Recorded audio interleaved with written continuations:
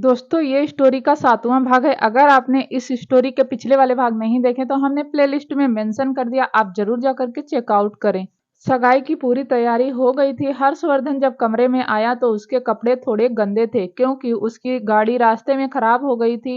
हीर तैयार हो चुकी थी। हीर ने व्हाइट कलर की बनारसी साड़ी पहनी थी और रेड कलर की ज्वेलरी, जिसमें वह बहुत खूबसूरत लग रही थी। देखकर लगता भी नहीं था कि वह रघुवंशी फैमिली की बड़ी माँ है, लेकिन उसके हाथ में फोन था और वो टेंशन में इधर उधर चक्कर लगा रही थी।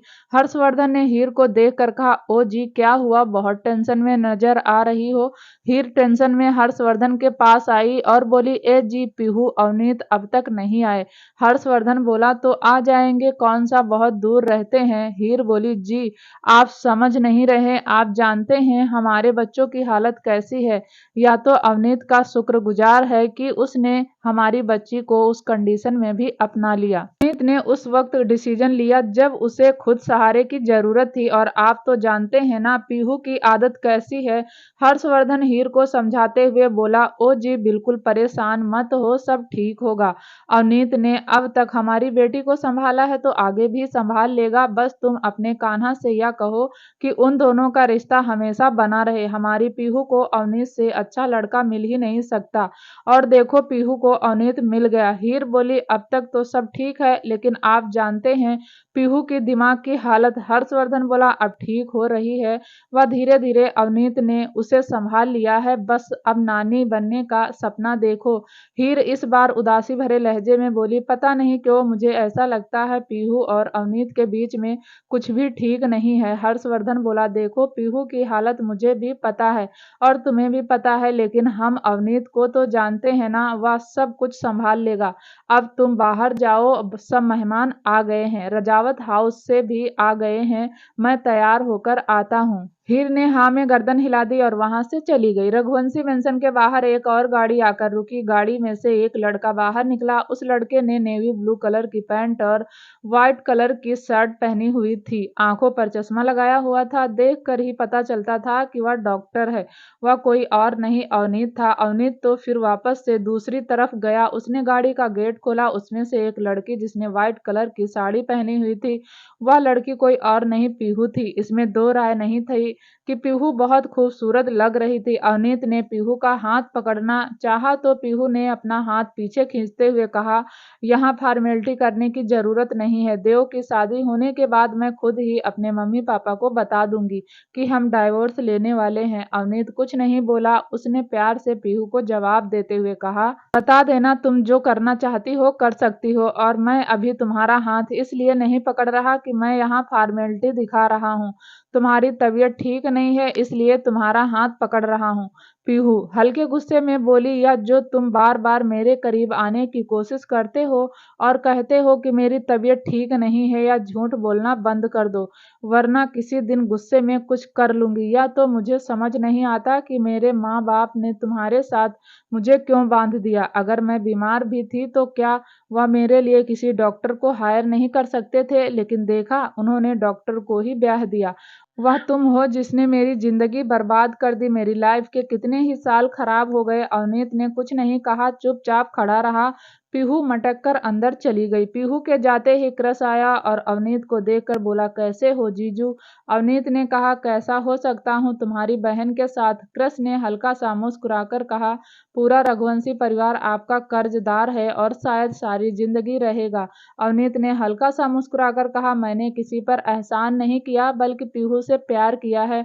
पर देखो मेरी किस्मत, 35 साल का हो गया हूँ, अब तक अखंड ब्रह्मचारी हूँ, जबकि शादी को 8 साल हो गए। कृष बोला, समझ रहा हूँ जीजू, लेकिन क्या करें, आप ही ने कहा है कि पीहू को कोई कुछ नहीं कहेगा। वह जो कर रही है, जैसा कर रही है, उसे करने दो, तभी वह धीरे धीरे ठीक होगी। अवनीत ने हल्का सा मुस्कुराकर कहा, मुझे लगता है जब तक पीहू ठीक होगी तब तक मैं खराब हो जाऊंगा। यह सुनते ही क्रश हंसने लगा और फिर वह अवनीत को लेकर मेंशन के अंदर आ गया। हीर ने जैसे ही पीहू अवनीत को देखा उसके चेहरे पर मुस्कुराहट आ गई।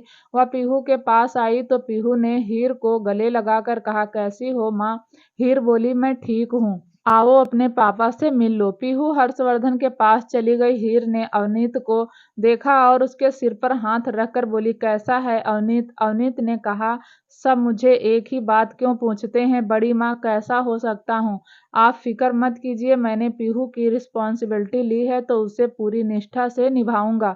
हीर की आंखें हल्की सी नम हो गई और तभी अवनीत ने हीर को गले लगा कर कहा, बड़ी माँ हमेशा आंखें नम मत किया करो, मुझे अच्छा नहीं लगता। अब सब कुछ ठीक हो गया है ना? हीर ने अवनीत की कमर को हल्का सा रब करते हुए कहा, मेरा बच्चा तो अकेला रह गया। अवनीत ने हीर को थोड़ा दूर किया और हीर की आंखों में आए हुए आंसू को पोंछते हुए बोला, ऐसा कुछ नहीं है बड़ी माँ, आपकी परछाई है ना मेरे साथ, जो मुझे हमेशा डराती रहती है। यह सुनते ही हीर के चेहरे पर मुस्कुराहट आ गई और तभी देव और सरगम की रिंग सेरेमनी की अनाउंसमेंट हो गई। दृष्टि मीरा दोनों ही सरगम को बाहर ले आई थी। देव भी सरगम का ही इंतजार कर रहा था। सरगम और देव दोनों ही बहुत अच्छे लग रहे थे। हीर ने तो दोनों की ही नजर उतार दी। हीर बोली, देव सरगम को अंगूठी पहनाओ, और देव ने सरगम का हाथ अपने हाथों में भर लिया। देव ने महसूस किया कि सरगम का हाथ ठंडा है। देव समझ रहा था कि सरगम जहां से आई है उसके साथ अचानक से यह सब होना उसे हजम नहीं हो रहा है और इसलिए वह बहुत ज्यादा घबरा रही है। देव ने सरगम को अंगूठी पहनाते हुए धीरे से कहा, ताकि सिर्फ सरगम ही सुने, सरगम रिलैक्स, कुछ नहीं हुआ। मैंने कहा है ना, आज से मेरी फैमिली तुम्हारी फैमिली और मेरा घर तुम्हारा घर। घबराओ मत, वरना मुझे लगेगा कि मैं तुम्हारे साथ जबरदस्ती कर रहा हूँ। सरगम ने देव को देखा और देव ने पलकें झुका दी। देव सरगम को रिंग पहना चुका था और सब ने क्लैपिंग भी कर दी थी। आर्या ने सरगम के हाथ में रिंग रखते हुए कहा, लो सरगम, अब तुम पहना दो। सरगम ने भी देव को रिंग पहना दी और सब ने क्लैपिंग करी। थोड़ी देर बाद सब डांस करने लगे। देव सरगम डांस कर रहे थे। देव ने एक बार फिर सरगम को समझाते हुए कहा, सरगम डरो मत, 2-4 दिन अजीब सा लगेगा क्योंकि तुम्हारे लिए मेरी फैमिली नई है, फिर तुम यहाँ घुल मिल जाओगी। सरगम ने हाँ में गर्दन हिला दी और देव सरगम को कंफर्ट करने के लिए उसके साथ फिर से डांस करने लगा।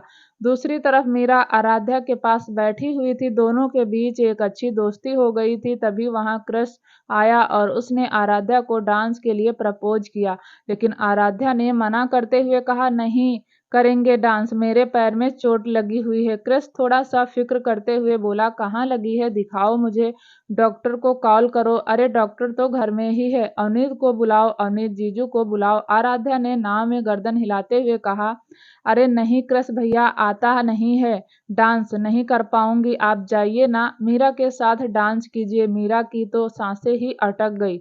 वह तो क्रश को देखकर ही सहम जाती थी और अब तो आराध्या उसे क्रश के साथ डांस करने के लिए कह रही थी। क्रश मीरा को देखा, जिसने व्हाइट कलर का फ्रॉक सूट पहना हुआ था और उसमें वह बेहद खूबसूरत लग रही थी।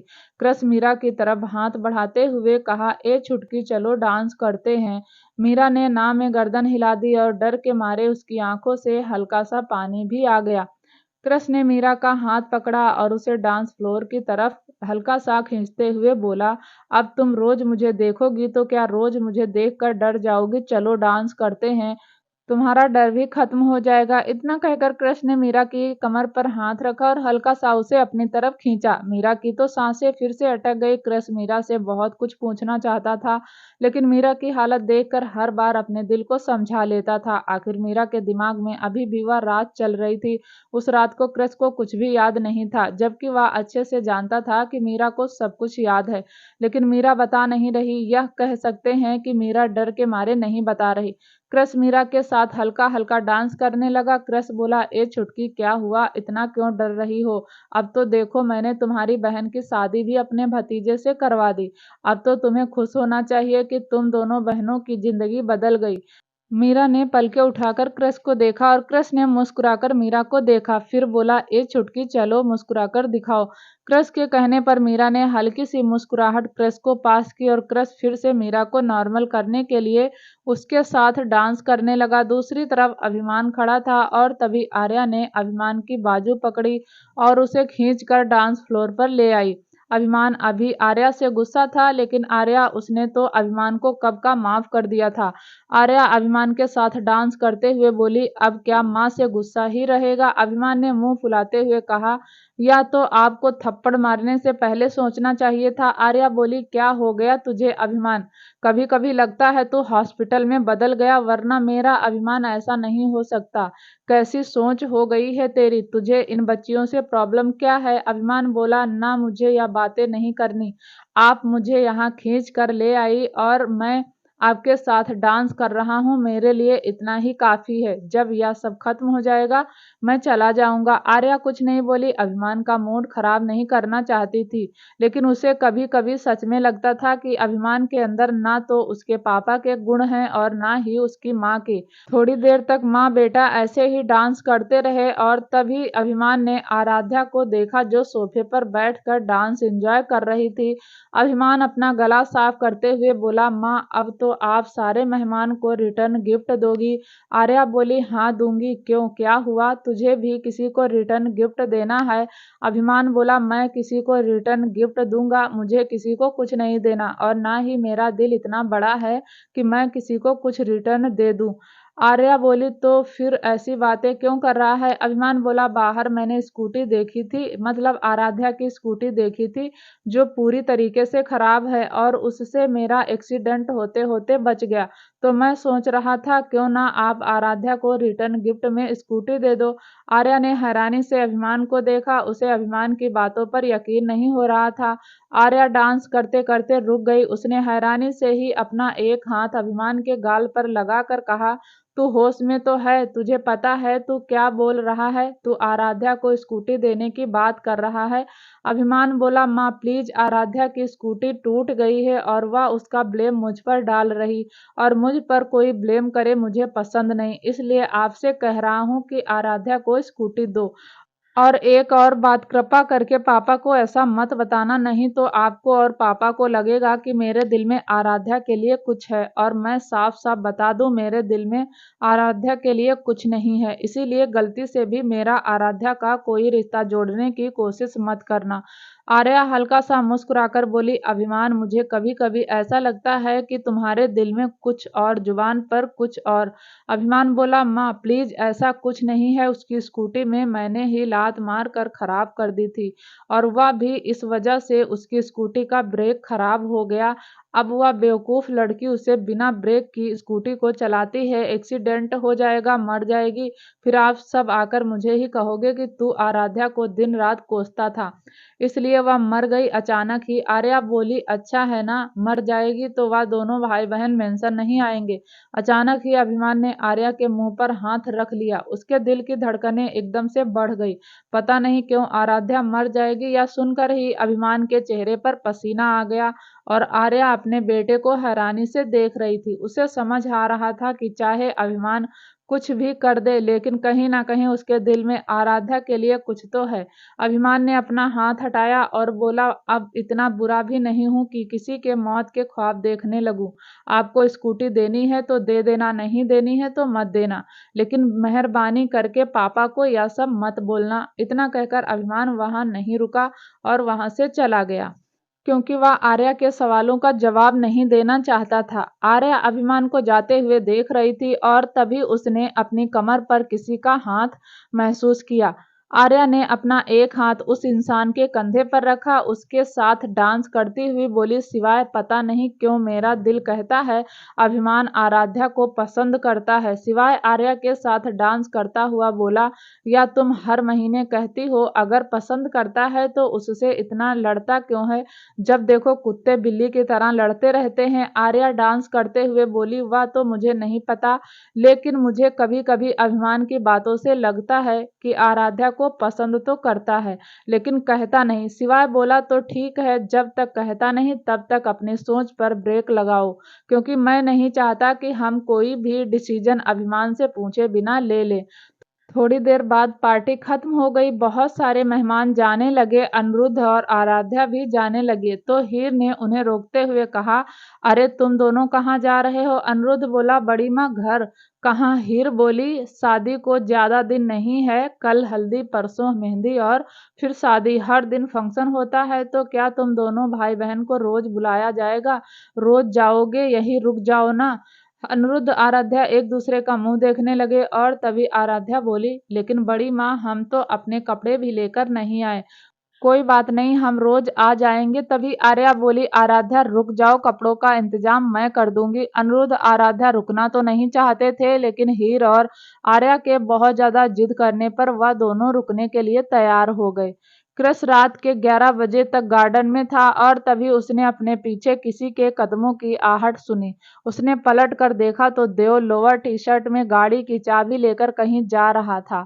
कृष को समझते देर नहीं लगी, शायद संजना ने मिलने के लिए बुलाया है। देव जैसे ही कृष के पास से गुजरा, कृष ने उसकी कलाई पकड़कर उसे रोकते हुए कहा, कहाँ जा रहे हो? देव देव बोला, किसी को बताना मत, संजना का कॉल आया था, उसी से मिलने जा रहा हूँ। उसको गुस्सा तो बहुत आ रहा था, लेकिन वह जानता था कि देव ने जब आज तक उसकी बात नहीं समझी तो आज क्या समझेगा। इसलिए उसने देव को समझाते हुए कहा, देख आज ही तेरी सगाई हुई है और आज ही तू संजना से मिलने जा रहा है। शादी हो जाने तक रुक जा, उसके बाद फिर मिल लेना। देव बोला, अरे तू समझ नहीं रहा, उसे चोट लगी है, मेरा जाना जरूरी है। कृष अपने गुस्से को कंट्रोल करता हुआ बोला, उसे चोट लगी है तो डॉक्टर को कॉल कर दे। वह तुझे क्यों बुला रही है? और तू क्या घर में इतना फालतू है क्या? जब भी वह फोन करती है तो उठकर चला जाता है। अरे कुछ तो घर की इज्जत का ख्याल कर। अगर किसी ने तुझे संजना के साथ देख लिया तो हमारे नाम पर कीचड़ उछालने में उसे ज्यादा टाइम नहीं लगेगा। देव ने अपना हाथ छुड़ाते हुए कहा, किसी को कुछ पता नहीं चलेगा, तुम बस यहाँ संभाल लेना, मैं गया और आया। इतना कहकर देव वहां से चला गया और उसे सुलगती हुई आंखों से जाते हुए देख रहा था। तभी उसने अपने कंधे पर किसी का हाथ महसूस किया। कृष्ण ने हल्का सा पलट कर देखा तो वहां युग खड़ा था। युग बोला, अभी तक इसके सिर से संजना का भूत नहीं उतरा। तो कृष्ण ने ना में गर्दन हिला दी। युग ने हल्का सा तंज भरी मुस्कान के साथ कहा, अगर घर में किसी को पता चल गया ना कि एक साथ दो दो को घुमा रहा है तो दिव्यांश मामू उसे ऐसा घुमाएंगे कि यह कभी घूमने लायक नहीं बचेगा। कृष बोला, क्या करूं युग, मैं तो इसे समझाते समझाते थक गया। कितनी बार इसे बचाया है, लेकिन इसे तो जैसे परवाह ही नहीं है। यह भी नहीं सोचता कि कोई लड़की अब उसके साथ जिंदगी बिताने वाली है। कैसे समझाऊं इसे? युग उसकी तरफ देख रहा था जहां देव अपनी गाड़ी लेकर जा चुका था। युग बोला, कृष किसी तरह संजना और देव का मिलना रोकना पड़ेगा। अगर संजना देव से मिल नहीं पाई तो इरिटेट होगी और वह इरिटेट होगी तो देव से लड़ेगी और देव से लड़ेगी तो तू तो जानता ही है देव का गुस्सा। जब उसे गुस्सा आता है तो देखता नहीं सामने लड़का खड़ा है या लड़की और गाल पर दे देता है। एक बार देव की और संजना की ऐसी भयानक वाली लड़ाई हो जाए ना तो काफी हद तक प्रॉब्लम सॉल्व हो जाएगी। कृष बोला, और इसे रोकेंगे कैसे? मैं तो पिछले कितने महीनों से इसे रोकने की कोशिश कर रहा हूँ, लेकिन मजाल यह मेरे रोकने से रुकता हो। ऊपर से घर वालों को भी नहीं बता सकता, डर लगता है कि कहीं उनका सारा गुस्सा इस पर उतर आए। और यह बीमार है, सोता नहीं है, और यही सब सोच सोच कर मैंने किसी को कुछ नहीं बताया। पर इसका संजना से मिलना मुझे बर्दाश्त नहीं होता। अचानक ही कृष और युग दोनों ने एक दूसरे का मुंह देखा और दोनों के चेहरे पर एक शरारती मुस्कान आ गई। युग जल्दी से गार्डन की तरफ दूसरी तरफ गया और अपने पापा की बुलेट लेकर आया और स्टार्ट करके कृष को देखकर बोला, चल बैठ, आज इन दोनों की डेट में खलल डालते हैं। यह संजना की बच्ची रघुवंशी खानदान की बहू बनने के जो सपने देख रही है ना, इसके सपने को तोड़ कर आते हैं। कृष बुलेट पर बैठ गया और अगले ही पल युग बुलेट लेकर देव की गाड़ी का पीछा करने लगा। युग और कृष दोनों ही देव की गाड़ी के बिल्कुल बराबर में पहुंच चुके थे। युग बोला, यार इसे रोकेंगे कैसे? क्रस ने कहा, इसकी गाड़ी में टक्कर मार। युग की आंखें हैरानी से फैल गई। युग बोला, पागल हो गया है? घर में शादी है और हम एक्सीडेंट करके बैठ जाएं, और अगर गलती से ज्यादा चोट लग गई तो? क्रस ने कहा, नहीं लगेगी चोट, तू उसकी गाड़ी में टक्कर मार। युग ने कहा, देख यार, कल ही पापा से डांट खाई है और जबरदस्त डांट खाई है। अगर आज एक्सीडेंट हो गया तो पापा जान से मार देंगे। क्रस ने कहा, एक्सीडेंट होने का सिर्फ नाटक करना है, सच में एक्सीडेंट नहीं करवाना। बस इसकी गाड़ी में हल्की सी टक्कर मारनी है, बाइक को रोक और एकदम से दोनों गिर जाएंगे। बस देव को यह दिखाना है कि उसने हमारा एक्सीडेंट कर दिया, फिर वह हमें हॉस्पिटल लेकर जाएगा और संजना से अपने आप ही उसकी दूरी बन जाएगी, और आज के बाद मैं इसे घर से बाहर जाने नहीं दूंगा। शादी तक तो इसे रघुवंशी मेंशन में ही रहना पड़ेगा। युग को क्रस की बात समझ आ रही थी। युग ने बिल्कुल वैसा ही किया जैसा क्रस ने उसे कहा था। उसने अपनी बाइक हल्की सी गाड़ी की साइड में मारी। देव को भी महसूस हुआ कि शायद किसी ने पीछे से उसे टक्कर मारी है। देव ने मिरर में देखा तो पीछे दो बाइक वाले गिरे हुए थे, और यह देखकर देव ने झटके से गाड़ी रोकी और उतरकर उन बाइक वालों के पास गया। दोनों सड़क पर आराम से लेटे हुए थे। देव को देखकर दोनों ने ही अपना घुटना पकड़ लिया। दोनों के चेहरे पर हेलमेट थे, इसलिए देव ने उन्हें पहचाना नहीं। देव जैसे ही उनके पास आकर पंजों के बल बैठ गया, युग ने गुस्से में कहा, अबे देख कर नहीं चला सकता गाड़ी? देव को आवाज जानी पहचानी सी लगी, और तभी क्रस भी अपना पैर पकड़कर चिल्लाते हुए बोला, लग गई मेरे पैर में, हद करता है देव, तू अपने ही भाई की जान लेने पर तुला है। देव का ध्यान युग की बुलेट पर गया। अब जाकर देव को समझ आया कि यह दोनों तो उसके ही घर के हैं। देव ने युग का हेलमेट उतारा और फिर क्रस का, और दोनों को देखकर गुस्से में बोला, तुम दोनों यहाँ क्या कर रहे हो? युग ने कहा, पहले तू बता, तू इतनी रात को यहाँ क्या कर रहा है? और घर में पता है किसी को कि तू यहाँ है? आज तेरी सगाई हुई और आज ही तू गाड़ी लेकर निकला तो निकला, हमारी टांग भी तोड़ दी। देव ने जैसे तैसे युग को उठाया। युग जानबूझकर लंगड़ा रहा था।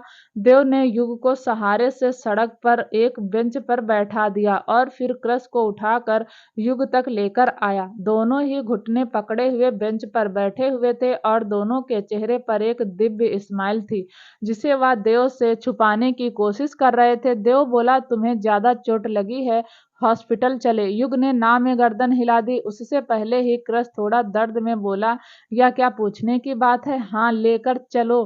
तभी देव का फोन वाइब्रेट हुआ। फोन पर कोई और नहीं, संजना का नाम फ्लैश हो रहा था। देव फोन रिसीव करता उससे पहले ही क्रस चिल्लाता हुआ बोला, मुझे चोट लग गई, दर्द हो रहा है यार, बहुत दर्द हो रहा है यार, प्लीज कुछ करो ना। चाहते हुए भी देव को संजना का फोन इग्नोर करना पड़ा। अगले 1 घंटे में वह तीनों एक अस्पताल के कमरे में बैठे हुए थे और एक नर्स उनके सामने खड़ी थी। नर्स बोली, हाँ सर, दिखाइए, आपको कहाँ चोट लगी है? अब क्या दिखाएं, वह चोट लगी होती तो दिखा भी देते। दोनों ही एक दूसरे का मुंह देखने लगे और फिर देव बोला, मेरी शक्ल क्या देख रहे हो, दिखाओ कहाँ चोट लगी है, तभी तो ट्रीटमेंट स्टार्ट होगा, तब तक मैं घर वालों को फोन कर देता हूँ। जैसे ही देव ने अपना फोन निकाला, युग बोला, नहीं यार, इतनी भी नहीं लगी है कि घर वालों को डिस्टर्ब करे, और वैसे भी घर में कितना खुशी का माहौल है, ऐसे माहौल में हमें उनकी शांति भंग नहीं करनी चाहिए। लेकिन तुम्हें कोई सीरियस इंजरी हुई तो? इतना कहकर देव ने नर्स को देखकर कहा, आप जाकर डॉक्टर को बुलाकर लाइए। नर्स बोली, देखो सर, पहले मैं चेक करूंगी, उसके बाद ही डॉक्टर को कॉल करूंगी, आप प्लीज पैंट उतारिए। यह सुनते ही क्रस और युग एक दूसरे का मुंह देखने लगे। दोनों ने इतना तो सोचा ही नहीं था कि अस्पताल जाकर उन्हें पैंट भी उतारनी पड़ेगी। दोनों सोच ही रहे थे, तभी देव बोला, क्या हुआ, अब क्या पैंट भी नहीं उतार सकते? क्रस सलाइवा गटकते हुए कहा, यार यह तो नर्स है, इसके सामने थोड़ी ना पैंट उतारेंगे। इसने नर्स को देखकर कहा, आप जाकर किसी मेल नर्स को बुलाकर लाइए। वह नर्स अब थोड़ा इरिटेट होकर बोली, क्या क्या ड्रामा है, डॉक्टर को बुलाकर लाओ, मेल नर्स को बुलाकर लाओ, यह करो वह करो, चोट लगी भी है या ड्रामा कर रहे हो? इतना टाइम नहीं होता हमारे पास, हमें और भी पेशेंट देखने होते हैं। नर्स ने फिर देव को देखकर कहा, देखिए बताइए ट्रीटमेंट करना है या नहीं, और नहीं करना तो आप सब जा सकते हो। देव गुस्से से बोला, अरे आप गुस्सा मत होइए, वह क्या है ना, यह दोनों थोड़े थोड़े शर्मीले हैं। देव ने इतना ही कहा था कि क्रस और युग दोनों ही शर्माने की एक्टिंग करने लगे और देव उन्हें दांत पीसता हुआ देख रहा था। एक तो पहले ही देव संजना से नहीं मिल पाया, ऊपर से वह दोनों हॉस्पिटल में ड्रामा कर रहे थे। नर्स बोली, शर्मीले हैं समझ सकती हूँ, लेकिन इसका मतलब यह तो नहीं कि पैरों का ट्रीटमेंट ही नहीं करवाएंगे। देखिए इन्हें कहिए पैंट उतारेंगे, तभी तो मैं देख कर बताऊंगी कि चोट कहाँ लगी है। देव ने दोनों को देखा और दोनों ने ना में गर्दन हिला दी। देव ने फिर से नर्स से कहा, आप एक काम कीजिए, नीचे से इनकी पैंट काट दीजिए। नर्स को देव का आइडिया सही लग गया। वह अपने साथ सीजर लेकर आई और उसने पहले क्रस का पैर पकड़ा और उसके पैर को टेबल पर रखा। फिर धीरे धीरे क्रस की पैंट उसके घुटने तक काट दी। नर्स ने जैसे ही क्रस का घुटना देखा, वह हैरान होकर बोली, इसमें तो बिल्कुल चोट नहीं लगी। यह सुनते ही देव की आंखें हैरानी से फैल गई और क्रस उसने अपना घुटना पकड़कर दर्द से कराहते हुए कहा, लगता है गुम चोट लगी है, बहुत दर्द हो रहा है, आप प्लीज ठीक से देखिए। नर्स जैसे ही क्रस के घुटने पर हाथ लगाया, क्रस दर्द के मारे जोरों से चिल्लाया। नर्स अभी क्रस का पैर देख रही थी। नर्स के अकॉर्डिंग क्रस के पैर में तो कुछ भी नहीं हुआ था, लेकिन जब भी नर्स क्रस के पैर में हाथ लगाने की कोशिश करती, क्रस जोरों से चिल्लाने लगता। नर्स को तो क्रस पर गुस्सा आ ही रहा था, साथ में देव भी क्रस और युग को आंखें दिखा रहा था। और तभी देव का फोन वाइब्रेट हुआ। देव अपना फोन लेकर बाहर चला गया। जैसे ही देव अपना फोन लेकर गया, वैसे ही क्रस युग खड़े हो गए। क्रस ने नर्स को देखकर कहा, क्या कर रही थी तू कि हम ड्रामा कर रहे हैं, निकलो यहाँ से, वरना अभी तुमने हमारे ड्रामे देखे नहीं। क्रस ने यह बात ऐसे कही थी कि वह नर्स डर गई और नर्स बाहर जाने लगी। तभी युग बोला, और बाहर जाकर ना उस लंबे चौड़े लड़के को सच बता देना, वरना इसी अस्पताल में फैल जाएगी और इकट्ठा करना मुश्किल हो जाएगा। वह नर्स चुपचाप वहां से चली गई। देव फोन रिसीव करके जैसे ही अंदर आया, दोनों भाई फिर से बैठ गए। देव बोला, क्या हुआ, हो गया तुम दोनों का ट्रीटमेंट? हाँ हो गया, बस एक स्प्रे मारा, उसने सारा दर्द चला गया, युग ने देव को जवाब देते हुए कहा। तभी क्रस बोला, चलो अब घर चलते हैं। देव हल्के गुस्से में बोला, हाँ चलो घर चलते हैं। तुम दोनों के एक्सीडेंट की वजह से मेरा और संजना का झगड़ा हो गया और अब मैं 2 दिन तक उससे मिल नहीं पाऊंगा। क्रस ने कहा, देख यार, संजना को तुझ पर इतना तो यकीन होना चाहिए कि तू उसके अलावा किसी और से शादी नहीं करेगा, लेकिन तेरे रिश्ते में मैंने एक बात अजीब देखी है, संजना को तुझ पर बिल्कुल यकीन नहीं। युग ने देव का मजाक बनाते हुए कहा, अबे क्रस, संजना देव को पागल बना रही है, वरना तू खुद ही सोच, वह देव को किसी और से शादी करने के लिए कैसे कह सकती है। देव अपनी सफाई देता हुआ बोला, तुम दोनों संजना के पीछे इतना क्यों पड़ रहे हो? वह मुझे प्यार करती है और सच्चा प्यार करती है, लेकिन मैं तुम दोनों को समझा नहीं सकता। उसने मुझे शादी करने के लिए कहा क्योंकि वह जानती है कि मैं ठीक से सो नहीं पाता और सरगम ही है जो मुझे सुला सकती है। तुम लोगों को संजना का सेक्रीफाई दिखाई नहीं दे रहा? क्रस और युग एक साथ बोले, संजना सेक्रीफाई? और फिर वह एक दूसरे को हैरानी भरी आंखों से देखने लगे। देव ने दोनों को देखकर कहा, तुम दोनों से तो बात करना ही बेकार है। इतना कहकर देव वहां से चला गया। देव के जाते ही युग और क्रस हंसने लगे। युग ने क्रस के कंधे पर हाथ मारकर कहा, भाई संजना बहुत खतरनाक है, जितना हो सके इसे संजना से दूर रख, पता नहीं कौन सा जादू टोना कर दिया कलमुही कहीं की। यह सुनते ही क्रस हंसने लगा। फिर दोनों बाहर आ गए। रघुवंशी मेंशन आज हल्दी थी और मेंशन में हल्दी की तैयारी हो रही थी। लगभग सब तैयार हो गए थे। देव और सरगम दोनों एक झूले पर बैठे हुए थे जहां उनका फोटो सेशन चल रहा था। दोनों ही येलो कलर के कपड़े में बहुत अच्छे लग रहे थे। देव अपनी शादी से खुश नहीं था, लेकिन दुखी भी नहीं था। वह तो पहले ही डिसाइड करके बैठा था कि जैसे ही उसकी तबीयत ठीक होगी, वैसे ही सरगम को एक मोटी रकम देकर डाइवोर्स दे देगा। तभी हीर हल्दी का कटोरा लेकर आई और बोली, देव, सरगम, अब तुम दोनों यहाँ बैठ जाओ, बस अब तुम्हारी हल्दी की रस्म होगी। देव और सरगम दोनों ही उस झूले से उठकर हीर की बताई हुई जगह पर आकर बैठ गए। तभी हीर ने देखा कि ना तो वहां आर्या है और ना ही दृष्टि। हीर ने आराध्या की तरफ हल्दी का कटोरा बढ़ाते हुए कहा, आराध्या बेटा, इसे 2 मिनट पकड़ो, मैं दृष्टि और आर्या को बुलाकर लाती हूँ। पता नहीं कहाँ चली गई। आराध्या ने हाँ में गर्दन हिला दी और कटोरा हीर के हाथ से अपने हाथ में ले लिया। हीर जाने को हुई, लेकिन फिर वह पलट कर आराध्या से बोली, आराध्या, यह हल्दी बहुत शुभ है, दुल्हन दूल्हा को ही लगानी चाहिए। कोई तुमसे शरारत करने के लिए इसमें से हल्दी मांगे तो देना मत। आराध्या बोली, हाँ हाँ बड़ी माँ, मैं किसी को नहीं दूंगी, आप जाओ, जाकर आंटी को बुला लो। हीर ने आराध्या को एक मुस्कुराहट पास की और वहां से चली गई। तभी वहां अभिमान अपने बाजू फोल्ड करता हुआ आया। अभिमान आराध्या को देखा और उसने कटोरे की तरफ देखकर कहा, क्या हुआ, भीख मांगना शुरू कर दी? आराध्या ने सबसे पहले आसपास नजर घुमाई। वह अनिरुद्ध को ढूंढ रही थी।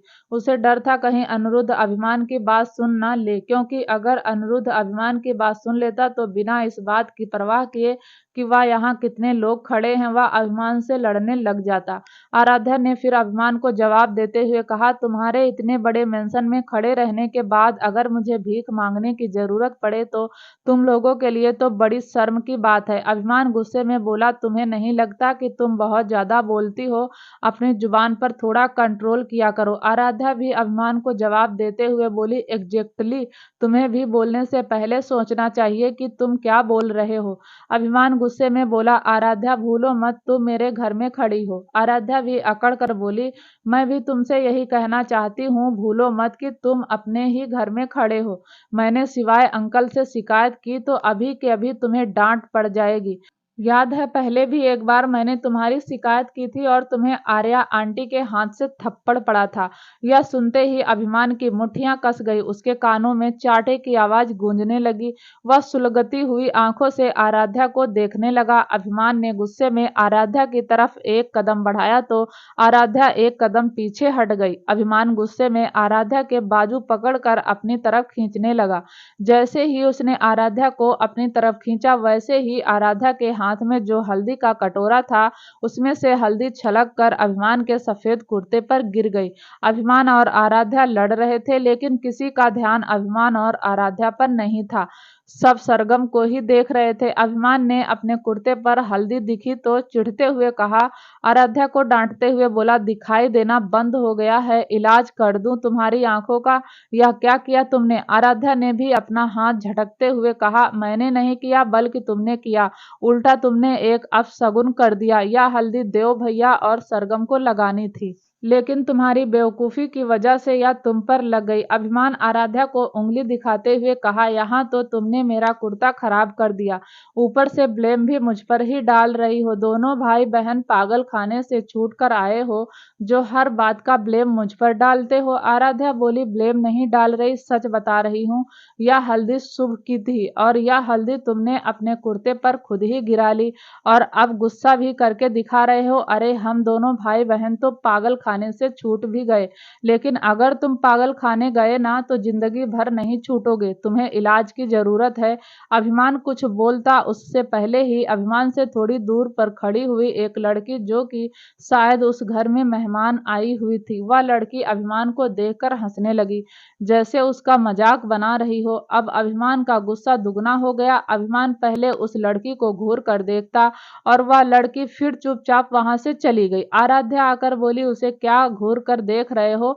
अब तुम्हारे घर में आने वाले लोग हंसे भी ना। अभिमान बोला, वह मुझे देखकर हंस रही थी, लेकिन अब मैं तुम्हारे साथ कुछ ऐसा करूंगा कि यहाँ खड़े सारे लोग तुम्हें देखकर हंसेंगे। आराध्या को अभिमान की बात समझ नहीं आई और तभी अभिमान ने आराध्या के हाथ से उस कटोरे को ले लिया और वह कटोरा आराध्या के सिर पर उल्टा कर दिया। उस कटोरे में जितनी भी हल्दी थी वह सारी हल्दी आराध्या के सिर से होते हुए उसके बदन से नीचे तक उतर गई। यह देखकर आराध्या की आंखें हैरानी से फैल गई। कटोरा अब बिल्कुल खाली हो गया था तो अभिमान ने कटोरा टेबल पर रखा और हाथ बांधकर बोला, अब तुम्हें भी देखकर सब हंसते हैं। और तभी आराध्या चिल्लाते हुए बोली, बेवकूफ इंसान, यह क्या किया तुमने? आराध्या के चिल्लाने से सबने पीछे पलट कर देखा तो अभिमान और आराध्या दोनों ही उस हल्दी में रंगे हुए थे। आराध्या को अब गुस्सा आ गया। उसने चिल्लाते हुए कहा, तुम्हारे कुर्ते पर थोड़ी सी हल्दी लगी थी, लेकिन तुमने मुझे पूरा हल्दी से रंग दिया, अभी बताती हूँ। इतना कहकर आराध्या ने जमीन पर पड़ी हुई हल्दी को अपने हाथ में भरा और अभिमान के कुर्ते में भरती हुई बोली, या लो, इसे जरा सी हल्दी क्या लगी, तुम पागल हो गए, लेकिन अब मैं भी तुम्हें अच्छे से हल्दी लगाऊंगी। अभिमान ने आराध्या का हाथ पकड़ते हुए कहा, पागल हो गई हो? पागल कुत्ते ने काटा है? कौन सी दुनिया से आई हो तुम? अक्ल नहीं है तुम्हारे अंदर? आराध्या ने अपने हाथ छुड़वाए और फिर से जमीन से हल्दी उठाकर अभिमान के गले के पास लगाते हुए गुस्से में कहा, हाँ पागल हो गई हूँ। तुमने मेरी पूरी ड्रेस खराब कर दी, अब मैं तुम्हारी ड्रेस खराब करूंगी। पूरी रघुवंशी फैमिली और वहां सारे लोग उन दोनों को देख रहे थे, खासकर सिवाय उसे। तो समझ ही नहीं आ रहा था कि आखिर अभिमान की प्रॉब्लम क्या है। लेकिन अब सिवाय को भी आर्या की बात सही लगने लगी। क्या अभिमान की जुबान पर कुछ और होता है और दिल में कुछ और? वह हमेशा आराध्या से ही लड़ता है, चाहे गलती किसी की भी हो, जैसे उसे आराध्या से लड़ने में मजा आता हो। और यह बात सिवाय कहीं ना कहीं समझ रहा था। फिर से दोनों लड़ने लगे और तभी हीर वहां आई। हीर को देखकर आराध्या हीर के पास गई और रोते रोते बोली, बड़ी माँ, इतनी सारी हल्दी मेरे ऊपर उड़ेल दी। अभिमान भी आगे आया और फिर से आराध्या की शिकायत करते हुए बोला, बड़ी माँ, पहले इसने मेरे ऊपर हल्दी गिराई थी और ऊपर से मुझे उल्टा सीधा भी बोल रही थी। आराध्या गुस्से में अभिमान को देखकर बोली, मैंने हल्दी गिराई नहीं थी, तुमने मेरा हाथ पकड़कर खींचा था। अभिमान भी गुस्से में बोला, तुमने कटोरा ठीक से पकड़ा नहीं था, जानबूझकर कटोरा उछाल दिया ताकि मेरे कपड़े खराब हो जाएं। वह दोनों एक दूसरे से लड़ रहे थे और हीर आर्या की तरफ देख रही थी। हीर को समझ आ रहा था कि शायद भगवान को कुछ और ही मंजूर है, वरना वह ऐसे ही उन दोनों की हल्दी नहीं करवाता। तभी आर्या ने हीर के चेहरे के भाव को समझकर कहा, चाची कोई बात नहीं, बच्चे हैं, मैं अभी पंडित जी से कहकर दूसरी हल्दी तैयार करवा देती हूँ। हीर ने पलट कर आर्या को देखा और बोली, तुम समझ नहीं रही आर्या, ऐसा तो नहीं कि कान्हा जी हमें कोई संदेश देना चाहते हो और हमें समझ ना आ रहा हो। आर्या भी आराध्या और अभिमान को देख रही थी। वह दोनों अब भी एक दूसरे से लड़ रहे थे। आर्या बोली, चाची मुझे तो बहुत पहले से लगता था, लेकिन सिवाय नहीं मानते थे। बाकी देखो, अगर बाकी इन दोनों को एक साथ रहना है तो कान्हा जी हमें एक और संदेश देंगे। हीर ने हाँ में गर्दन हिला दी और फिर उन दोनों को देखकर बोली, अब तुम दोनों चुप हो जाओ, कम से कम इस बात की शर्म तो करो कि इस मेंशन में मेहमान आए हुए हैं। हीर ने फिर अभिमान को देखकर कहा, तू तो समझदार है ना, तू चुप हो सकता है, तू लड़का है, तुझे ऐसे लड़की से बात नहीं करनी चाहिए। अभिमान ने हाथ हिलाकर कहा, यही तो प्रॉब्लम है इस घर की कि जब भी मेरी और उसकी लड़ाई होती है सब इसी की तरफ होते हैं। सबको लगता है कि आराध्या तो बहुत अच्छी है और खराब अभिमान, इसलिए मेरा मन ही नहीं करता इस घर में रहने का। देव की शादी हो जाएगी, चला जाऊंगा और मुझे इस लड़की की शक्ल कभी नहीं देखनी पड़ेगी। आराध्या भी गुस्से में बोली, जिसकी गलती होती है ना बड़ी माँ, उसे ही डांटती हैं। तुम्हारी गलती थी, मैं चुपचाप कटोरा लेकर खड़ी थी, तुमने ही आकर मुझे कहा। आराध्या, तुमने क्या भीख मांगना शुरू कर दिया? अभिमान कुछ बोलता उससे पहले ही हीर ने अभिमान की बाजू को पकड़कर कहा, अभी के अभी कमरे में जाओ, कपड़े चेंज करके वापस आओ, हल्दी की रस्म शांति से हो जाने दो। अभिमान ने कुछ नहीं कहा और वह फिर गुस्से में अपने कमरे में चला गया। आर्या ने फिर आराध्या को देखकर प्यार से कहा, जा बेटा तू भी चेंज कर ले, तू जानती तो है अभिमान को। आराध्या ने हाँ में गर्दन हिलाई और अपने कमरे में चली गई। थोड़ी देर बाद दोनों ही फ्रेश होकर अपने कमरे से निकलकर हॉल में आ गए, लेकिन दोनों ही एक दूसरे को खा जाने वाली नजरों से देख रहे थे। तभी युग ने क्रश के कान में कहा, क्या बात है, हल्दी किसी और की और हल्दी मना किसी और ने ली। थोड़ी देर में देव और सरगम की हल्दी की रस्म शुरू हो गई। सब एक एक करके देव और सरगम को हल्दी लगाने लगे। मीरा तो अपनी बहन को देखकर खुश थी। सरगम ने तो अब सपने में भी नहीं सोचा था कि कुछ ही दिनों में उसकी जिंदगी इतनी बदल जाएगी कि रघुवंशी खानदान जैसी रिटायर्ड फैमिली की जिंदगी का हिस्सा बन जाएगी। देखते ही देखते हल्दी की रस्म खत्म हो गई। दूसरी तरफ एक अंधेरे कमरे में एक आदमी चेयर पर बैठा हुआ था। तभी उस कमरे का दरवाजा खुला और दो आदमी उस आदमी के सामने खड़े हो गए। वह दो आदमी कोई और नहीं, शिवाय और दिव्यांश थे। शिवाय ने उस आदमी की तरफ पॉइंट करते हुए कहा, कुछ याद आया या और मार खानी है? आदमी बोला, मैं सच कहता हूँ, मुझे नहीं पता, मुझे जाने दो, मुझे छोड़ दो। दिव्यांश ने एक पंच बनाया और उस आदमी के मुंह पर मारकर कहा, तुझे छोड़ना होता तो बहुत पहले छोड़ देते, जो पूछा गया है उसका जवाब दे, कहाँ है हमारी बच्ची? दिव्यांश के पंच मारने से उस आदमी के मुंह से खून आने लगा। वह आदमी एक बार फिर बोला, मैं सच कहता हूँ, मुझे नहीं पता आपकी बेटी कहाँ है। शिवाय ने गुस्से में उस आदमी को पकड़कर चिल्लाते हुए कहा, साले तू था ना जो हमारी बेटी को किडनैप करके लेकर गया था? तब नहीं सोचा था कि इस खानदान की लड़की को उठाकर ले जा रहा है, या मेरे बारे में नहीं सुना था। इतना कहकर शिवाय ने भी उस आदमी के मुंह पर एक मुक्का जड़ दिया। वह आदमी लगभग अधूरी हालत में आ गया। शिवाय उसे और मारता उससे पहले ही दिव्यांश ने शिवाय को पकड़कर कहा, शिवाय ऐसे तो यह मर जाएगा और हमें कभी अपनी बेटी नहीं मिलेगी। शिवाय बोला, दिव्यांश इससे बोल कि हमें हमारी बेटी का पता बता देगा, वरना सच कहता हूँ इसे ऐसी मौत दूंगा कि मौत भी कांप जाएगी। दिव्यांश ने गुस्से में उस आदमी को देखा तो आदमी हाथ जोड़कर गिड़गिड़ाता हुआ बोला, मैं सच कहता हूँ, मुझे बस किडनैप करने के पैसे दिए गए थे। मैंने पैसे लिए और उसके हाथ में आपकी बेटी दे दी। इसके बाद मैं कुछ नहीं जानता। दिव्यांश ने उस आदमी की कॉलर पकड़कर हिलाते हुए कहा, किसके कहने पर की थी? उस आदमी का पता बता दे, वरना सच कहता हूँ आज तेरी जिंदगी का आखिरी दिन होगा। वह आदमी गिड़गिड़ाता हुआ बोला, मैं नहीं जानता, मैं सच में नहीं जानता। मुझे पैसे की जरूरत थी और मैंने किडनैपिंग की। इससे ज्यादा मैं कुछ नहीं जानता। प्लीज मुझे जाने दो, प्लीज मुझे जाने दो। अचानक ही शिवाय ने कुछ सोच कर कहा, ठीक है, तेरी बात पर यकीन कर लेते हैं, लेकिन आज के बाद तूने पैसों के लालच में कोई भी क्राइम किया तो शिवाय रघुवंशी तुझे वहीं मार देगा। वह आदमी अधमरी हालत में पहले से ही था, फिर भी हाथ जोड़कर हाँ में गर्दन हिलाता हुआ बोला, बहुत बहुत शुक्रिया, मैं आज से ऐसा कोई काम नहीं करूंगा। शिवाय ने उसे इशारा करते हुए कहा, फिर जा, चला जा यहाँ से। वह आदमी उठा और धीरे से उस जगह से बाहर जाने लगा। उसे तो पता ही नहीं था कि वह कहाँ है। जब वह आदमी बाहर आया तो वहां पर बहुत सारे खेत थे। शायद वह खेतों के बीचों बीच किसी घर में बंद था। वह आदमी लड़खड़ाते कदमों से रोड पर चलने लगा। वहीं दिव्यांश ने पूछा, तूने इसे क्यों जाने दिया? हमारे पास अपनी बच्ची को बचाने का वही एक सुराग था और उसे ही तूने जाने दिया। शिवाय बोला, वह सच बोल रहा है, उसे बस किडनैपिंग करने के पैसे दिए गए थे, बाकी उसे कुछ नहीं पता। अब चल, जिसने भी उसे किडनैपिंग के पैसे दिए थे वह इस आदमी से मिलने जरूर आएगा। दिव्यांश शिवाय की प्लानिंग को समझ गया और फिर दोनों ही भाई वहां से बाहर आए। उन दोनों ने देखा तो वह आदमी सड़क पर पैदल चल रहा था। थोड़ी देर में सामने से एक वैन निकली। उसे देखकर शिवाय बोला, दिव्यांश गाड़ी निकाल, इस वैन में इस आदमी को किडनैप करके ले जाएंगे। और जैसा शिवाय ने कहा वैसा ही हुआ। उस वैन में से दो आदमी उतरे और उन्होंने उस आदमी को उठाकर वैन में बैठा लिया और अगले ही पल वह वैन हवा से बातें करने लगी।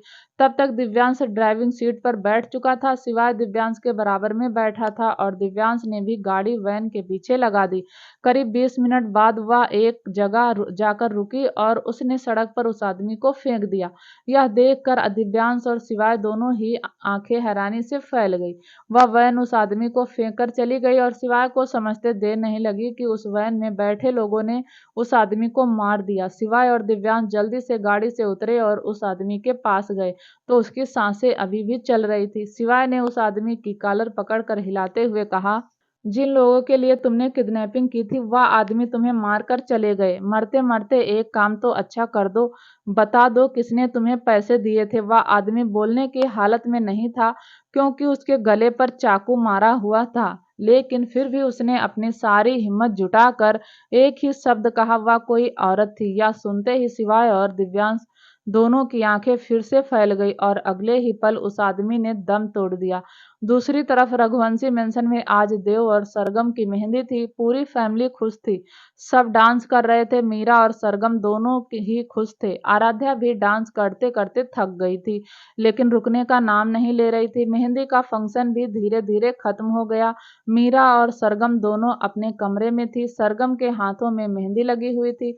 मीरा के हाथ की मेहंदी सूख गई थी, इसलिए वह सरगम के कपड़े चेंज करवाने में हेल्प कर रही थी। थोड़ी देर बाद दोनों बहन नाइट सूट पहनकर बालकनी के झूले पर जा बैठी। दोनों के चेहरे बता रहे थे कि वह कितना खुश हैं, कितनी जल्दी उन दोनों की जिंदगी बदल गई थी। और तभी उस कमरे में देव आया।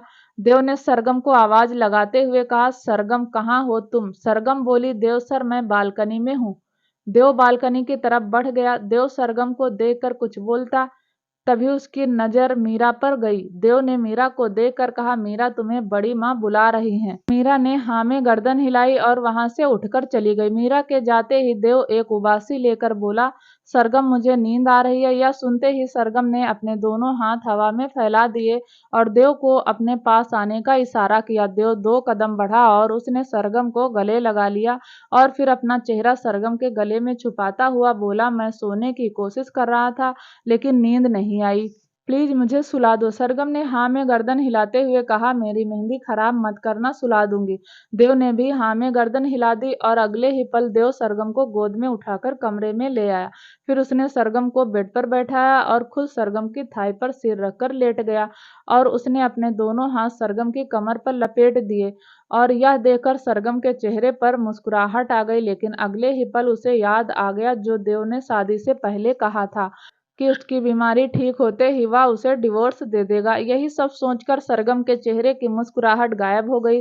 सरगम ने थोड़ी देर में महसूस किया कि देव सो गया, लेकिन देव ने सरगम को इतनी कसकर पकड़ा हुआ था कि सरगम हिल भी नहीं सकती थी। ऊपर से सरगम की मेहंदी भी गीली थी। वह अपनी मेहंदी भी खराब नहीं करना चाहती थी और अचानक ही सरगम का ध्यान अपने हाथ की मेहंदी पर गया जहाँ लिखा हुआ था देव की सरगम। उस मेहंदी को देखकर सरगम खुद से ही बोली, काश यह नाम हमेशा ऐसा ही रहे। दूसरी तरफ मीरा जब हीर के कमरे में गई तो उसकी नजर सीधा क्रश से टकरा गई। हीर के हाथों में मेहंदी लगी हुई थी और क्रश हेयर ड्रायर से अपनी माँ के हाथों की मेहंदी सुखा रहा था। जैसे ही क्रश ने मीरा को देखा उसने हेयर ड्रायर बंद किया और बोला, ए छुटकी, इतनी रात को यहाँ क्या कर रही हो? नींद नहीं आ रही? तभी हीर बोली, क्या हुआ मीरा, वहां क्यों खड़ी हो? अंदर आओ। मीरा अंदर आकर बोली, बड़ी माँ आपने बुलाया? हीर ने हैरानी से मीरा को देखा और फिर मीरा को देखकर बोली, नहीं मैंने तो नहीं बुलाया। तभी मीरा बोली, नहीं, देव जीजू ने कहा कि आपने मुझे बुलाया है। हीर को तो कुछ समझ नहीं आया, लेकिन क्रश समझ गया कि शायद उसे नींद आ रही होगी और वह खुद से नहीं सो पा रहा, इसलिए सरगम के कमरे में चला गया। तब क्रश बोला, अरे माँ ने नहीं, तुम्हें मैंने बुलाया। मीरा ने घूरती नजरों से क्रश को देखा और चूहे की आवाज निकालकर बोली, क्यों बुलाया है? क्रश बोला, आओ बैठो। मीरा कुछ रिएक्ट करती उससे पहले ही हीर बोली, हाँ मीरा, अब आ ही गई हो तो बैठो। वैसे भी जब से तुम आई हो मैंने तो तुमसे बात ही नहीं की, आओ बैठो, मैं इतने में मेहंदी धोकर आती हूँ। इतना कहकर हीर बाथरूम में चली गई, लेकिन मीरा जहाँ खड़ी थी वहीं खड़ी रही। वैसे भी उसे क्रश से डर लगता था। थोड़ी देर में हीर वापस आई। उसने मीरा का हाथ पकड़कर अंदर की तरफ खींचते हुए कहा, बेटा अब तो तुम्हारा घर है ना, तो इतना क्यों शर्मा रही हो, आओ बैठो। इतना कहकर हीर ने मीरा को सोफे पर बैठा दिया और खुद उसके पास बैठती हुई बोली, अच्छा बताओ तुम्हारा कॉलेज कैसा चल रहा है? मीरा ने हाँ में गर्दन हिला दी और हीर से बातें करने लगी और क्रश बेड पर बैठकर दोनों को देखने लगा तो उसका ध्यान उसकी बातों में बिल्कुल नहीं था। वह तो बस मीरा को निहार रहा था। मीरा सच में बहुत खूबसूरत थी और जब से वह मेंशन आई थी तब से उसकी खूबसूरती में और इजाफा हो गया था, क्योंकि उसके चेहरे पर मुस्कुराहट आने लगी थी। तभी क्रश ने महसूस किया कि मीरा बात तो कर रही है लेकिन उसे नींद आ रही है। क्रश बोला, ए छुटकी, नींद आ रही है?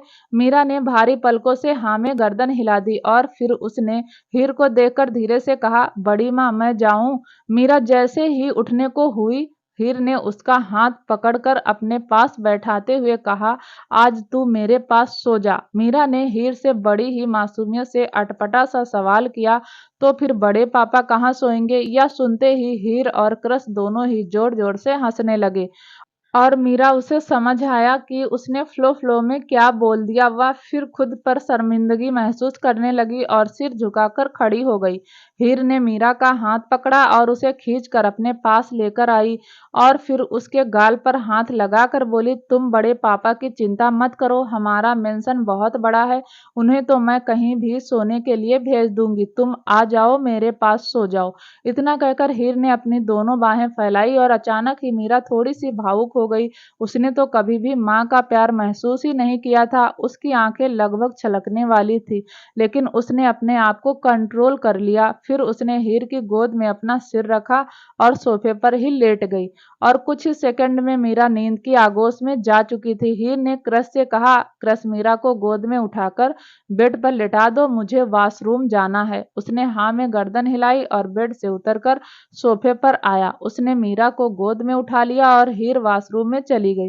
क्रस मीरा को गोद में उठाकर निहार रहा था और तभी कमरे में हर्षवर्धन आ गया। क्रस का ध्यान हर्षवर्धन पर था ही नहीं, उसका पूरा ध्यान तो मीरा की खूबसूरती में था। और तभी हर्षवर्धन ने हल्के गुस्से में कहा, क्रस यह क्या है? अपने पापा को कमरे में देखकर क्रस की तो सिट्टी पीटी गुम हो गई। ऊपर से क्रस मीरा को गोद में उठाया हुआ था और मीरा उसे तो सुध ही नहीं थी कि वह कहाँ पर है। शायद बहुत ज्यादा थकने की वजह से उसे होश ही नहीं रहा। हर्षवर्धन तो आंखें फाड़े अपने बेटे को देख रहा था। हर्षवर्धन ने दांत पीसते हुए गुस्से में कहा, यह क्या हो रहा है क्रस? क्रस ने अपना सलाइवा गटकते हुए बोला, पापा यह मेरे कमरे में आई थी। मतलब यह आपके कमरे में आई थी? मतलब माँ ने मुझे कहा कि इसे गोद में उठा लो। मतलब आपको यकीन नहीं आ रहा तो आप माँ से पूछ लो। मतलब माँ बाथरूम में है, सच्ची कह रहा हूँ। यकीन नहीं आता तो माँ से पूछ लो। हर्षवर्धन तो हैरानी से क्रस को देख रहा था। और तभी वॉशरूम का दरवाजा खुला। जैसे ही वॉशरूम का दरवाजा खुला, फिर उसकी जान में जान आ गई। क्रस भी मीरा को गोद में लेकर खड़ा हुआ था। उसके अंदर तो इतनी हिम्मत भी नहीं थी कि वह मीरा को बेड पर लेटा दे। और तभी हर्षवर्धन ने हीर को देखकर कहा, तुमने कहा अपने बेटे से कि इस लड़की को गोद में उठाकर खड़ा हो जाए। हीर बोली, नहीं, या तो मैं नहीं कह रहा था। यह सुनते ही क्रस की आंखें हैरानी से फैल गई। उसकी माँ कितनी जल्दी पलट गई थी। क्रस ने अपनी माँ की तरफ देखकर गुस्से में कहा, यह क्या बोल रही हो माँ? आपने नहीं कहा मुझे कि इसे उठाकर लेटा दे? हीर बोली, हाँ यही कहा था, लेकिन यह थोड़ी कहा था कि गोद में उठाकर खड़ा रहे। या कहा था कि लेटा दे। लेटाता क्यों नहीं, खड़ा क्यों है? कहीं तुझे मीरा को देखकर कोई फीलिंग आने लगी है? देख, अगर ऐसा है तो हमें बता दे, लगे हाथ तेरे भी हाथ पीले कर दूंगी। लेकिन यह क्या तू इसे लेकर खड़ा हुआ है? क्रस का तो मन कह रहा था, कैसे है मेरे माँ बाप उसके ऊपर चढ़े जा रहे हैं। क्रस ने सबसे पहले मीरा को बेड पर लेटाया और फिर दोनों को देखकर हल्के गुस्से में कहा, मेरा ऐसा कोई इरादा नहीं है और मेरी शादी के बारे में आप लोगों को सोचने की जरूरत नहीं है, मैं खुद सोच लूंगा। फिर क्रस अपने पापा की तरफ देखकर कहा, और मैं सच कह रहा हूँ, मैं बस इसे गोद में उठाकर बेड की तरफ आ ही रहा था और तभी आप आ गए। बाकी मेरा और मीरा का कोई रिश्ता नहीं है। इतना कहकर वह एक और मिनट उस कमरे में नहीं रुका और भाग गया। उसके जाते ही हीर को हंसी आ गई और हर्षवर्धन ने हल्के गुस्से में हीर से कहा, तुम पागल हो गई हो? जवान लड़की को क्रस को उठाने के लिए बोल दिया। हीर बोली, आप जो सोच रहे हैं वह गलत है, हमारा क्रस ऐसा नहीं है। हर्षवर्धन ने कहा, तुम्हें कैसे पता हमारा क्रस ऐसा नहीं हो सकता? क्या पता वो सबसे ज्यादा बदमाश हो, हमें क्या पता घर में रहता नहीं है, सवालों के जवाब नहीं देता, अपनी ही धुन में रहता है, फिर भी तुम्हें लगता है कि तुम्हारा बेटा अच्छा है। हीर हर्षवर्धन के थोड़ा सा करीब आई और उसके कुर्ते की कॉलर को ठीक करती हुई बोली, हाँ मैं जानती हूँ मेरा बेटा अच्छा है, क्योंकि वह बिल्कुल अपने पापा पर गया है और उसके पापा बहुत अच्छे हैं, समझे? और मेरे बेटे पर इल्जाम मत लगाओ, उसे मैंने ही कहा था कि वह मीरा को गोद में उठाकर बेड पर लेटा दे। अब आप जाओ, जाकर कहीं और सो जाओ, आज तो मीरा मेरे पास सोएगी। हर्षवर्धन ने एक नजर मीरा को देखा और फिर उसके सिर पर हाथ फेरते हुए कहा, वैसे एक बात कहूँ, क्यों ना हम इसे अपनी बहू बना ले? कितनी प्यारी बच्ची है। हीर बोली, वही तो, या अभी बच्ची है और क्रस को आप जानते हो जरूरत से ज्यादा स्मार्ट बनता है। या मत सोचो कि मुझे अपने बच्चे के बारे में कुछ नहीं पता। क्रस के सामने तो यह बुद्धू है। हर्षवर्धन हंसकर बोला, हाँ जैसे मेरे सामने तुम बुद्धू थी। यह सुनते ही हीर की आंखें हैरानी से फैल गई और हर्षवर्धन के चेहरे पर मुस्कुराहट आ गई। हर्षवर्धन बोला, अच्छा अच्छा, मैं स्टडी रूम में जा रहा हूँ, सो जाओ मीरा के पास। इतना कहकर हर्षवर्धन ने एक बार फिर मीरा के बालों पर हाथ रखा और फिर उसे मन ही मन आशीर्वाद देकर चला गया। अगली सुबह देव ने आंखें खोली और एक अंगड़ाई तोड़ी। देव ने कल रात एक बहुत अच्छी नींद ली थी। देव ने महसूस किया कि उसने अपना सिर सरगम की थाई पर रखा हुआ है और सरगम तो बैठी बैठी ही सो गई। देव ने अपना सिर उठाया और सरगम को देखने लगा और फिर ना जाने क्यों मन ही मन सोचकर बोला, सरगम काश तुम मुझे संजना से पहले मिली होती। होती। देव धीरे से उठा था कि सरगम डिस्टर्ब ना हो, फिर उसने सरगम को धीरे से ही बेड पर ठीक से लिटा दिया, क्योंकि सरगम तो ठीक से सोई नहीं थी। और फिर वह उस कमरे से धीरे से निकल गया। आज देव की शादी का दिन था, तो पूरे मेंशन में सजावट हो रही थी। घर की औरतें तैयारी में बढ़ चढ़कर हिस्सा ले रही थी। शिवा रघुवंशी इंडस्ट्रीज में घूम रहा था। उसके हाथ में उसका मोबाइल था, जिसमें वह कुछ सर्च कर रहा था। शिवा की शक्ल से ही पता चल रहा था कि इस वक्त वह कितना टेंशन में है। और तभी केबिन का गेट खुला। क्या होगा आगे जानने के लिए प्लीज दोस्तों चैनल को लाइक शेयर सब्सक्राइब जरूर करें, ताकि जब भी वीडियो डालें आपको नोटिफिकेशन तुरंत मिले। तब तक के लिए नमस्कार, धन्यवाद।